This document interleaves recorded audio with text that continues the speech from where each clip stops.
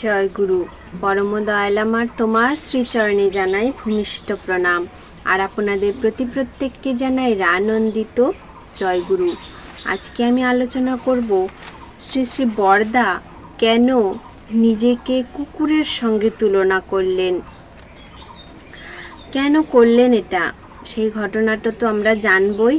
খুব সুন্দর একটা ঘটনা, আপনারা অবশ্যই মনোযোগ সহকারে শুনবেন। আরও একটা ঘটনা আজকে আলোচনা করব। ঠাকুরকে আমরা প্রণামী করতে যাই, মন্দিরে হোক যেখানে হোক, ঠাকুর যখন আমরা প্রণামী করি, সেই প্রণামী করার সময় আমরা কিছু ভুল করি, 3টে ভুল করি।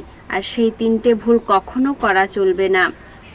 কি সেই 3টে ভুল, আজকে সেগুলোও আলোচনা করব। কি ভুল আমরা করি বা করছি এখনও অবধি। তো অবশ্যই ভিডিওটি মনোযোগ সহকারে শুনবেন। বেশি কথা না বলে চলুন শুরু করছি। ধরো ঠাকুরের দীক্ষা নিয়ে কেউ বাড়ি গেল, কিছুদিন পর হয়তো কুলগুরু এসে উপস্থিত। অন্যত্র দীক্ষা নিয়েছে শুনে তিনি রেগে লাল। সে হয়তো বোঝানোর চেষ্টা করলো পুরুষোত্তমের দীক্ষা কিংবা সদ্গুরুর দীক্ষা নিলে গুরু ত্যাগ হয় না। তাছাড়া তার কুলগুরু সম্পর্কিত যা করণীয় তা সে পালন তো করবেই, বরং আরও বেশি করে করবে। কিন্তু তাতেও ফল হলো না। কুলগুরু হয়তো অভিসম্পাদ দিতে লাগলেন, তবুও দাদাটি অবিচল। শেষে কান্নাকাটি করেও তার বিশ্বাস থেকে এক চুলো সরাতে পারলেন না। একেই বলে বিশ্বাস। কথা প্রসঙ্গে শ্রী শ্রী পিতৃদেব বললেন, চোখের জল 2 কারণে পড়ে, বৃত্তি প্রবৃত্তির ধান্দায় এবং পরম পিতার জন্য। ভক্ত কখনো নিজের দুঃখ কষ্টের জন্য কাঁদে না, তার চোখে জল আসে পরম পিতার অফুরন্ত দয়ার কথা স্মরণ করে। নিজের জন্য, নিজের স্বার্থ সিদ্ধির ধান্দায় কাঁদলে মন সংকীর্ণ হয়ে পড়ে, তাই অন্যেও অনুপ্রেরণা পায় না।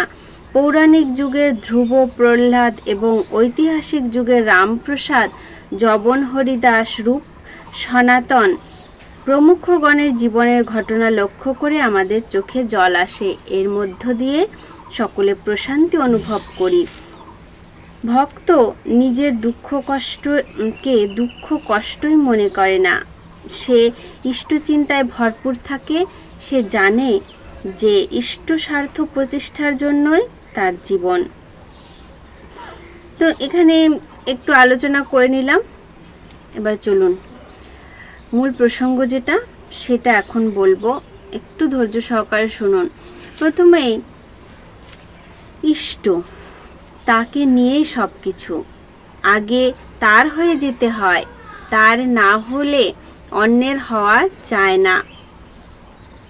পরমেশ্বরদা বললেন, অনেক সময় মাতৃভক্তির দোহাই দিয়ে কেউ কেউ বলেন মা গুরুজন, তিনি যা বলেন তা মানতেই হয়। শ্রী শ্রী পিতৃদেব বলছেন, তা তো ঠিকই, তবে ওই যে ঠাকুরের ছড়া আছে, মাতা পিতা শ্রেষ্ঠজনে শ্রদ্ধা ভক্তি যাই রাখো না, ইষ্টানুগ না হলে তা আসবে না কো সম্বর্ধনা। তো এখানে বাণীপাঠ শেষ হলো। এবার শ্রীযুক্তা সর্বমঙ্গলা দেবী প্রণাম করতে গিয়েছিলেন। মাসিমা তাকে বলছেন, তোমরা এখন বড় খোকাকে সদ্গুরু আচার্য বলো কেন? এর উত্তরে ওই দাদা বলেছেন, আমরা তাকে বরদা বলি। ঠাকুর বলে গেছেন কে সদ্গুরু, কে আচার্য, কে তার স্থলাভিষিক্ত, এবং তা দেখিয়েও দিয়ে গেছেন। তার কথা শুনে মাসিমা খুব রেগে ওঠেন। দাদাটির কথায় পরিবেশের ভাবান্তর ঘটল। উপস্থিত সবাই নির্বাক। শ্রী শ্রী পিতৃদেব ব্যথিত সুরে বললেন, আমাকে আচার্য কি সদ্গুরু বা শালা যাই বলো না কেন, আমি যা আছি তাই থাকব। এর থেকে আমার প্রশংসা করে কেউ বাড়িয়েও দিতে পারবে না, বা নিন্দা অপবাদ করে কমাতেও পারবে না। আমি একটা প্রভু ভক্ত কুকুর হতে চাই। আমি ঠাকুরের কুকুর, তাই তার স্বার্থ রক্ষার সদা সচেষ্ট থাকতে চাই। আমাকে যে কেউ যে ভয়ই দেখাক না কেন, জেল, গুলিগোলা, বল্লম, কোনো কিছুরই ভয় করি না। এক ফোঁটা রক্ত থাকতে ঠাকুরের স্বার্থ নষ্ট হতে দেব না। শ্রী শ্রী পিতৃদেব বলে চলেছেন, আমি নিজেকে ঠাকুরের বিশ্বস্ত কুকুর ছাড়া অন্য কিছু ভাবতে পারি না। কুকুর কিন্তু এমন একটা বিশ্বাসী প্রাণী, যাকে আপনি পোষ মানালে সে আপনার কোনো দিন ক্ষতি করবে না, সে প্রভুর কখনো ক্ষতি করে না, সে খুবই বিশ্বস্ত একটা প্রাণী। তাই আমাদের শ্রী শ্রী বরদাও নিজেকে কুকুরের সঙ্গে তুলনা করেছেন। তাই যখন পাঞ্জা দিই তখন তাদেরকেও বলে দিই, তোমরা সবাই তার বিশ্বস্ত কুকুর হবার চেষ্টা করো। লোকে আমায় যতই শ্রী দিক না কেন, আমি জানি আমি তার কুকুর, আর যে আমার ঠাকুরকে ভালোবাসে সেই আমার আপনার। ওই যে আছে, যে জন গৌরাঙ্গ ভজে সে হয় আমার প্রাণ রে। সে আমার স্ত্রী, পুত্র, ভাই বা আত্মীয় স্বজন বা যে কেউ হোক না কেন, যে আমার ঠাকুরের সেই আমার আপনজন। শ্রী শ্রী পিতৃদেবের কথা শুনে অজিতদা বললেন, আমরা জানি আপনি কে। শ্রীজীবের গুরু এক অহংকারী পণ্ডিতের কাছে স্বেচ্ছায় পরাজয় স্বীকার করেছিলেন। শ্রীজীব কিন্তু তা সহ্য করেননি। শ্রী শ্রী পিতৃদেব বললেন, কিন্তু শ্রীজীব যখন ওই দিগ্বিজয় পণ্ডিতকে পরাস্ত করে ফিরে এলেন, তখন তার গুরু কি বলেছিলেন জানো? কি আছে যে যেন তার দিকে তাকিয়ে বললেন। ভবানীদা বলছেন, যশ প্রতিষ্ঠা সুকরি বিষ্ঠা মেখে এলি সারা গায়ে। শ্রী শ্রী পিতৃদেব বলছেন, ওই ভক্ত আত্মপ্রতিষ্ঠা কিংবা নাম যশ কিছুই চায় না, যশ প্রতিষ্ঠা সুকরি বিষ্ঠার ন্যায়, বুঝলে তো? তবে তার কাজ করতে গিয়ে কোনো প্রকার অভিমান থাকা ভালো নয়।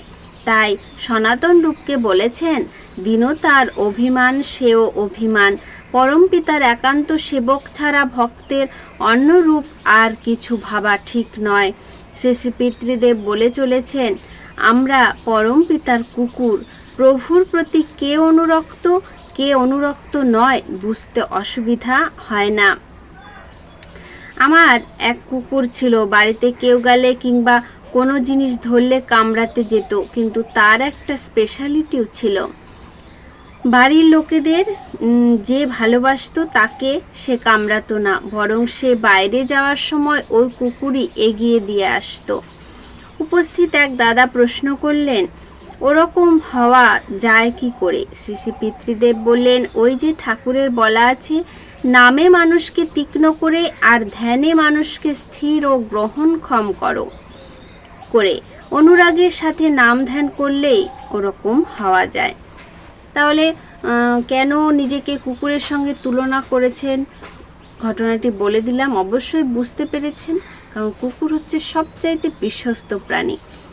এবার আমরা আসি, ঠাকুরকে প্রণামী করার সময় কোন তিনটি ভুল আমরা সবসময় করে থাকি, আমি সেই সম্পর্কে আলোচনা করছি। ঠাকুরকে প্রণাম করে প্রণামী দেওয়া নিয়ে, প্রণামী করার সময় এই তিনটি ভুল কখনো করবেন না। কি সেই তিনটি ভুল যা আমাদের কখনো করা উচিত নয়? শ্রী শ্রী বরদা আমাদেরকে শেখালেন কিভাবে আমাদের প্রণামী করতে হয়।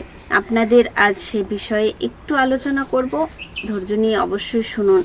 প্রণামী করার সময় আমরা অনেক ভুল করি, কিন্তু আমরা বুঝতে পারি না কি সেই ভুল, তা এখন আমি আলোচনা করব। এটা আমি এই প্রসঙ্গটা পেয়েছি ইষ্ট প্রসঙ্গ থেকে, ইষ্ট প্রসঙ্গের প্রথম খণ্ড 30 নম্বর পৃষ্ঠা থেকে। শ্রী শ্রী পিতৃদেব বললেন, আগে আমাকে কেউ প্রণামী দিয়ে প্রণাম করলে অস্বস্তি বোধ হতো। একদিন ঠাকুর ঘরে ঢুকেছি, মুখ ভার দেখে ঠাকুর বুঝতে পারলেন অন্তর্যামী তো।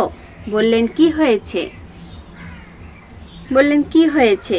আমি এড়িয়ে যেতে চাইলাম। ঠাকুর আবার জিজ্ঞাসা করলে বললাম, আগে আমায় মানুষ প্রণাম করে প্রণামী দেয়, আমার খুব অস্বস্তি লাগে।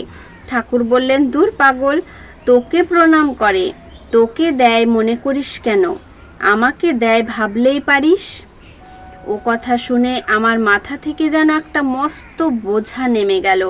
তখন থেকে আমি তাই ভাবি। এবার প্রণামীর থালার দিকে তাকিয়ে শ্রী শ্রী পিতৃদেব বললেন, ওই প্রণামীর থালায় কাপড় ঠেকলে বা পা লাগলে আমার খুব অস্বস্তি লাগে। ময়লা নোট দিলে ওদের বকি। এখানকার প্রণামী ঠাকুরের কাজে ব্যয় করা হয়, বাইরে গেলেও সেখানে যা প্রণামী পড়ে সে সব জায়গার সৎসঙ্গ বিহার বা অধিবেশন কেন্দ্র যে কোনো রকমের কাজেই দিয়ে আসি। পথে ঘাটে সর্বত্র এরকম করি। অনেকেই ভাবে ঠাকুর ও সৎসঙ্গ সম্বন্ধে সব জানে, কিন্তু ঠাকুর কোন সময় কেমন ছিলেন, কোথায় কি বলছেন তা জিজ্ঞেস করলে উত্তর পাওয়া কঠিন। এবার বলি কি কি ভুল আমরা করি। এক, ওই যে শ্রী শ্রী বরদা বললেন এখানে ময়লা নোটটা আমাদের একদমই দেওয়া উচিত নয়। আমরা যদি ঠাকুরকে দিই পরিষ্কার চকচকে নোট আমরা দেব। দেখা গেল অনেক এক একটা নোট এমন থাকে না, নরম ধরনের একদম নোংরা দিয়ে ভর্তি, তেমন নোট আমরা দেব না।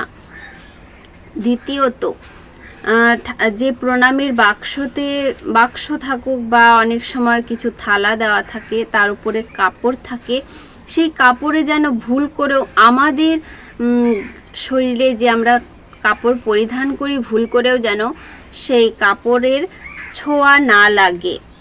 এমনকি অনেক সময় ভুল করে হয়ে যায় না, ফট করে পা লেগে গেল, এমনটা যেন না হয়।